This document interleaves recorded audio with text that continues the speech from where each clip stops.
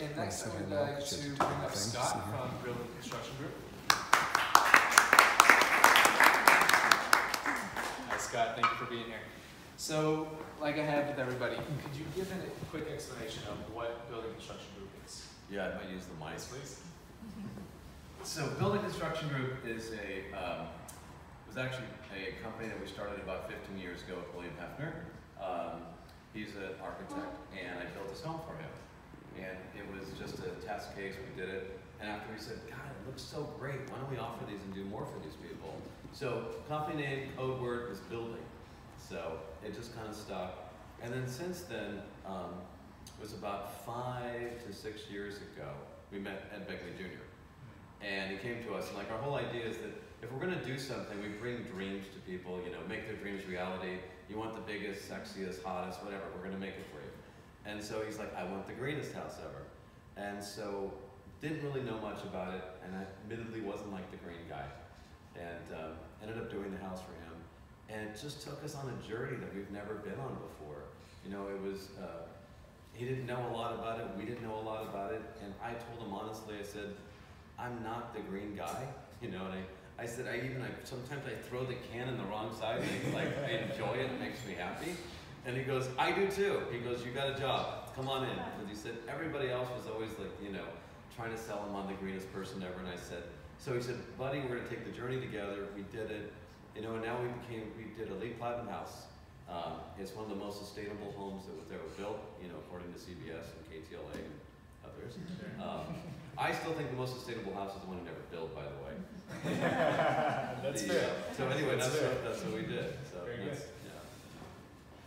So when building that house, do you feel like that gave you a real passion for sustainability and becoming a more green company and being more green in the houses you build? Yeah, I mean, you had no choice. You just had to do it. So I found that I was not a fan of the word green. Okay. I wasn't a fan of the word sustainability, and no offense to anybody here, but I just felt like it got used for the wrong purpose for so many people.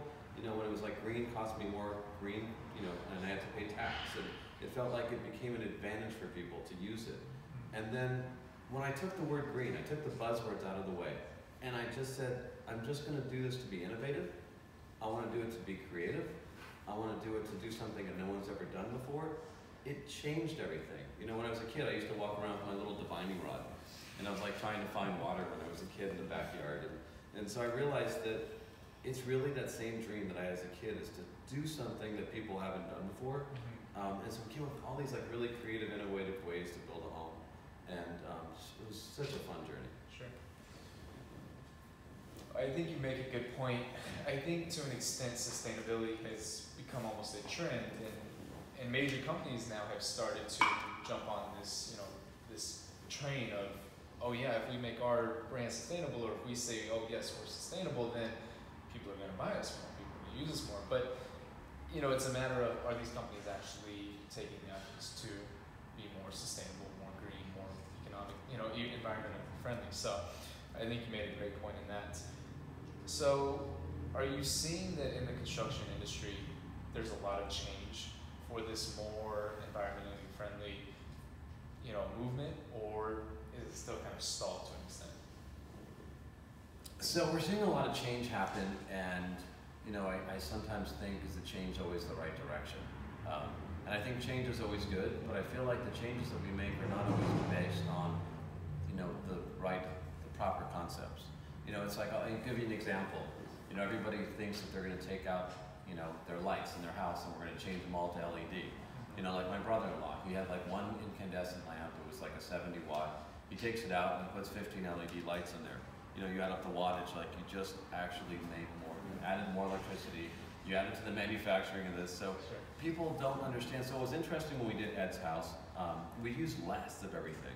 And so I feel like so many people were based on, let's take everything out of the house, change again because we're going to put green. I had somebody call me and they said, I wanted to like totally remodel my kitchen because I want to have a green kitchen. And I said, yeah. And I said, so my point was, I said, look, if you want to have like the greenest, like most remodeled kitchen you've ever had, it's done. Just consider it, it's been recycled, it's done, there you go. And so people, it's great that there's change happening. It's great that there's movement happening, but I feel like we're still not educated enough to understand to move the right way. Sure, sure. So I know that you're normally building, mega mansions where obviously budget's not going to be concerned. But obviously, green technology and green building does take more money sometimes. Do you ever get much pushback on, the money aspect of it, or is it just kind of, we want it this way, this is the way it's going to be? Yeah, so everybody has pushback on the money. It's like the wealthier they are, the bigger, the smaller their budget becomes. And so, unfortunately, except for some clients like Ed Begley Jr., the reality is what they're always looking for is when their break-even point is. And it's unfortunate, I got clients who are like, you try to convince them to do solar power, photovoltaic, the rain catch tanks, all of that. And then it's time you put the change order. They're like, oh. And then the business manager comes out and says, well, how long is it going to take for me to break even on that? And then you tell them it's like, it's about 12 years, in 12 years. And they're like, but my client's selling the house in 12 years. Yeah. And so what we're finding is it just doesn't happen because there's always, these business managers or people it doesn't pencil out. And so while they're driving their Teslas and, they're telling you how green they are, the reality is behind the doors with us, they're not yet doing that. In 2020, what's going to happen is, all the new homes are going to have to be net zero, so they're not going to have a choice, which, is your great point. So it's great when the law's on your side, so you don't have to convince them anymore.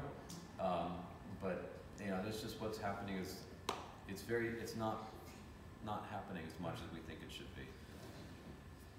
So I'm assuming that you see money as the major pushback for making a house more environmentally friendly. Is that correct? Yes. So do you see the government making big pushes, not even just California, but across the board, to make this a forced decision instead of just, making it a choice? It's there if you want it, it's there if you don't. Do you see the U.S. government making that more of a focus, a more push? Yeah, I would say in California what they're doing is making it a major push. So they're in 2020, next year, we're going to have to do all the homes will have to be net zero for new homes. And then we had the green code that was implemented, and they're just kind of like, they keep slowly, like as you said, keep squeaking down that grid, and so yes. And then I think there was in September of this year, at United Nations, there was a global summit in which they had discussed how to perpetuate this idea throughout the nation. And it was interesting. So I go to Italy last year, and you think all these things that you're doing in California, that wow, we're so far forward. And then you go there and you realize that the same things are happening over there. They've been doing it already. It's like, so it is a global epidemic. So not just only we're seeing it here, but we're seeing, I'm seeing it all over the world happen. Well, that's really interesting. And I think you're right. I think Europe is a lot of times the trial. Yes. They start. Yeah. They're the ones that are going to do things first. They're the ones that are going to be more experimental, and then America will eventually catch up. Right. So I think you're right that Europe is obviously been doing these things for a longer time than we have. So for the U.S. government, I think one of the important things is to make this, a force. It has to be done this way, and that's just the way it is. I think that's going to be an important thing that happens. So do you focus mostly on residential? And if you do, why do you focus just on residential instead of bringing commercial into it as well? I didn't know how to do commercial. No. The answer is I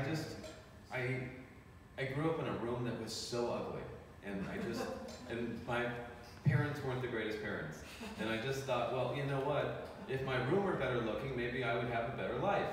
And so I was like, doing my casing at 5 years old, and I'm like, making my own toy box, and like Dad didn't really make my life better, but I kept trying. Sure. And so, I started actually working in this industry full time at 15 and a half. I did as an architect, and then I did move into interior design. So I've run the whole gamut. Sure. And I've just had a fascination because I found that if I can make a home better for somebody, and not bigger, not greener, not more, but if I can make a home for somebody, a family, I actually can make their lives better. And if you make people's lives better one at a time, it does make the world better. And you know, and that's part of being sustainable, because we have to sustain our family, we have to sustain our lives, and like best compliment you get is, you know, 2 years later somebody will call you and say, hey Scott, I'm just sitting in my living room having some tea and I'm happy. Or you know, the wife will tell you like, I've never seen Bob this happy before. He's just so happy. And so like, you know, my heart goes out. I'm like, you know, I'm doing the right thing. I mean, commercial's great. I wouldn't say no to it. But it also, you know, as far as sustainability, a lot of us the thing we forget to talk about is the health standards. You know, we're talking so much about energy efficiency and worried about, you know, BTUs and all of these things. But the thing that's forgotten about in a lot of these conversations is sustaining our own bodies, right? Sustaining our health. Because, you know, so what we try to do when we're building these homes is to make a family healthy is to make sure that the air is pure for them. We're using products in there that are mold-free, that are like almost impossible to ever grow mold. We're using kinds of, you know, ways to keep the air fresh. We use, obviously, you know, everyone's using zero VOC paints, but we also try to find all of the formaldehyde-free products. We try to eliminate the woods. We try to eliminate the glues. All of those things, because that's part of sustaining yourself, right? If you can't sustain yourself, we can't sustain the earth. That's a very good point. So I'm going to close this out, and again, I'll ask you. You'll be the last one, so make it interesting. All right. What industry would you say is the most important to focus on sustainability? No pressure. I would say it's concrete. The cement, it's actually the cement industry, because the cement industry is one of the biggest, I think the second biggest contributor to greenhouse, carbon. And it's actually, I think concrete itself, or cement that's actually used for concrete, is responsible for between 8 and 9% of the world's pollution right now. So you have about 40% of that is responsible just for the gas and the machines that are moving the equipment. And another 50% is for the chemical to actually use it. So while we always think, hey, it's great, let's use green, you know, it's green to use concrete, it's one of the biggest contributors, and we don't recognize that. And so that's where a focus needs to be. It needs to change. Interesting. That's a really great point. I never would have, you know, got that either. So thank you. All right. So I'll go ahead and open the floor to questions if anybody has anything. Yes. I hear a lot from some people that like the regulations in LA are making it so hard to build, and it sounds like you guys aren't saying that. But what is it that maybe the regulators can do to make the regulations more builder friendly? Or maybe I'm just hearing from builders that just want to turn a quick buck and don't care about the environmental impact. But you know, you hear about like buildings taking, this building took 7 years longer than we thought it would. Or, do you feel that is a legitimate claim? Or? I think they need to get a new career. I think they did a great job, yeah. No, I mean, it's, you know what, if you can't hack, get out of the kitchen. I'm sorry. You know, to be able to be one of those bad builders that I have to go in and fix the house because you come in and just put some liquid and split all over the house, and you know, the water comes in and it's moldy and you just sold it to make a buck. You know, get out of the profession. Stop complaining about it. You know, we have a responsibility. When you're building a home for somebody, you're responsible for that person's life, right? Every one of us in this room is going to go home to a home. So those people are responsible for creating homes for us in the right way. So tell them to stop complaining.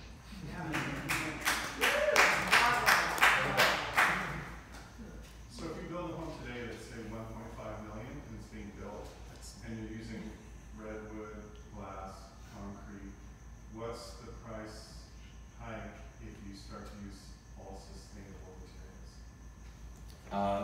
It's becoming, you can use FSC lumber. There's a lot of the materials that you use are mostly now are sustainable just because you're forced to in Los Angeles. I would say it's maybe about 15 to 20% more. But you got to recognize that it's not 15 to 20% more in the price of the house. Because when you're building a house, 50% of it is really for materials.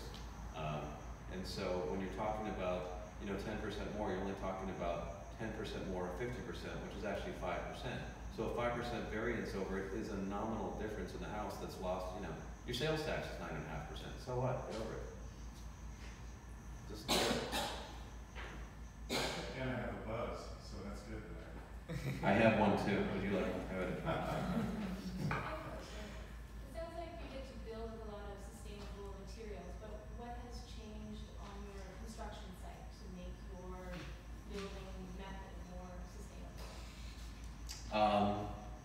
You know, it's about knowledge and it's about explaining things to clients. You know, we try to tell people that explain that why things are better, and it's a sell. You know, one of the things that we try to do for our clients is push button hot water, which is really cool. Have you heard of it? I don't think so. All right, you guys need to get. I'm putting it in for you.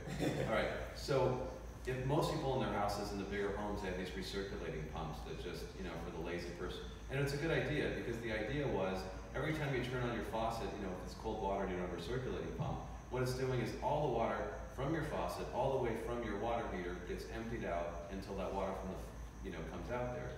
So they thought, hey, recirculating pump make the water deep, but it's recirculating all the time and running your water.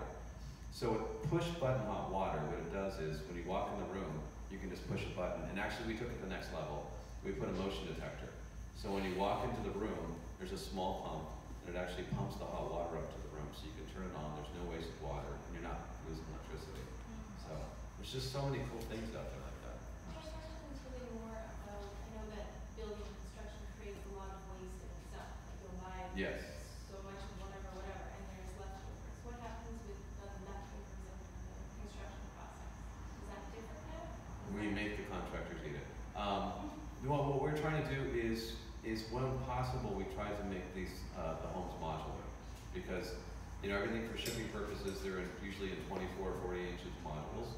So if you can build a home where it's modular, there's no waste. When we did the greenest, greenest home in America, what we did is we actually made sure, I think all of the waste that we put in that entire project fit in a box about this big. We did everything out of steel studs. And because if you notice when you order wood, you know what? Here's what happens, right? You order your ceiling is 9 foot, 8'3", and they ended up ordering the 10-foot studs, and they cut it off, and it all just goes in a pile. So when we did the steel studs, it allowed us to pre-order every single piece was pre-cut in number. So there was zero waste left over for that. They're already pre-punched. All of it was modular, so that we had almost no waste with the drywall. I mean, everything was just in one little box. It's possible, it takes pre-planning, but you know, it's possible.